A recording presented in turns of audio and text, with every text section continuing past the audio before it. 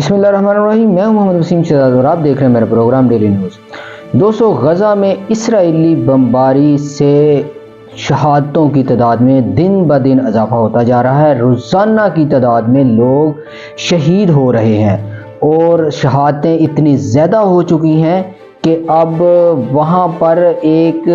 دفن کی صورتحال ہو گئی ہے۔ لاشیں ہی لاشیں نظر آتی ہیں روزانہ اٹھاتے ہوئے بچوں کی، بوڑھوں کی۔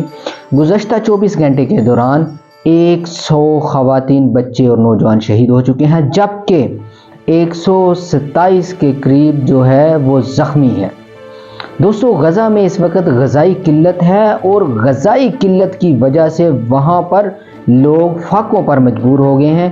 یہاں تک کہ لوگوں نے درختوں کے پتے اور ایسی چیزیں جو وہ چارہ ڈالتے ہیں جانوروں کو، وہ تک کھانا شروع کر دیا ہے۔ دوستو، غزہ میں اسرائیلی بمباری سے آج پھر تازہ حملوں میں شہادتوں کی تعداد میں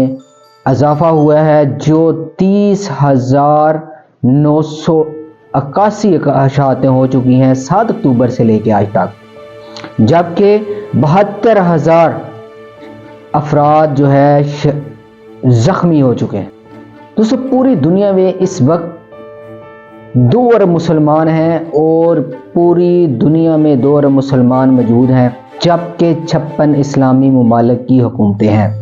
اور 56 اسلامی ممالک ایسے ممالک ہیں کہ جن کے پاس اپنی افواجیں موجود ہیں اور ان کے پاس جدید اسلحہ موجود ہے۔ آج مسلمان ایک جگہ پر اکٹھے نہیں ہو رہے، آج سارے مسلمان بکھرے ہیں، ان کو یزیدی طاقتوں نے اپنے شکنجے میں لیا ہوا ہے، ان کو لالچ دیے ہوئے ہیں، یہاں تک کہ ان کی حکومتوں کے بھی لالچ دیے ہوئے ہیں، اور وہ یزیدی طاقتیں کبھی بھی اسرائیل کی جنگ بندی کے لیے پریشر نہیں ڈالنے دیں گے۔ وہ جب بھی کوئی بات کرتے ہیں اسرائیل اس کا مخالف بات کرتا ہے، یہاں تک کہ UN اور ایسے اقوام متحدہ کی جو اقتصادی اور سلامتی کونسل جو ہے اس کے بھی ممبران نے غزہ کے دورے کیے ہیں اور غزہ سے اپڈیٹس لی ہیں، لیکن وہ بھی کچھ نہیں کر سکے۔ انہوں نے لوگوں کو، اور پوری دنیا میں یہ رپورٹیں گئی ہیں کہ غزہ میں انسانی حقوق کی شدید خلاف ورزی کی جا رہی ہے، اور پوری دنیا میں موجود جو اسلامک حکمران ہیں اور اسلامک افواج کے سربراہان ہیں، انہوں نے کوئی بھی ایسی کانفرنسز یا نہ ہی اسرائیل کے خلاف کوئی اس نے بیان دیے ہیں کہ اسرائیل کو جنگ بندی کرنا پڑ جائے۔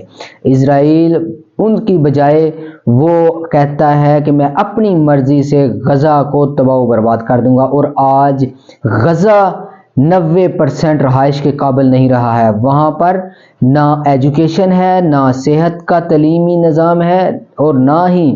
صحت کا نظام ہے، جبکہ ہسپتال جو رہ گئے تھے وہ بھی بند ہو گئے ہیں۔ سارے ہسپتال غزہ میں کوئی بھی ہسپتال فعال نہیں رہ گیا،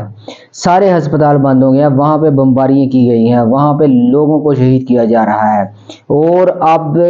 1-2 دن سے جہاں پر امدادی پیکج پھینکے جا رہے ہیں وہاں پر بھی اسرائیل نے بمباری شروع کر دی ہے۔ دوستو، ہم سب